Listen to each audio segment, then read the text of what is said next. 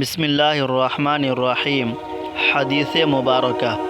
ایک رات نبی کریم صلی اللہ علیہ وسلم نے بیدار ہوتے ہی فرمایا کہ سبحان اللہ، آج کی رات کس قدر فتنے اتارے گئے ہیں اور کتنے خزانے بھی کھولے گئے ہیں۔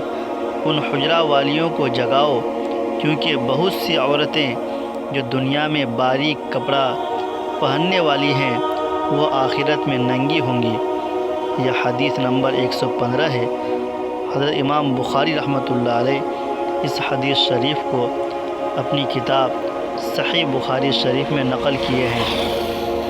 اللہ کے نبی صلی اللہ علیہ وسلم ایک رات لیٹے ہوئے تھے، جو ہی بیدار ہوئے، بیدار ہوتے ہی ہمارے نبی صلی اللہ علیہ وسلم نے ارشاد فرمایا، سبحان اللہ، آج کی رات کتنے فتنے اتارے گئے ہیں اور کتنے ہی خزانے کھولے گئے ہیں۔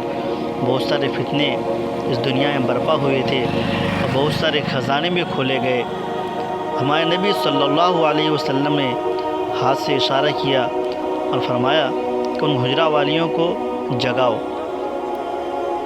اور ان کو کہو کہ بہت سی عورتیں جو دنیا میں باریک کپڑا پہنتی ہیں وہ جہنم میں، آخرت میں وہ ننگی ہوں گی اور جہنم میں ہوں گی۔ میرے عزیز دوستو، ہمارے نبی صلی اللہ علیہ وسلم باریک کپڑا پہننے والیوں کو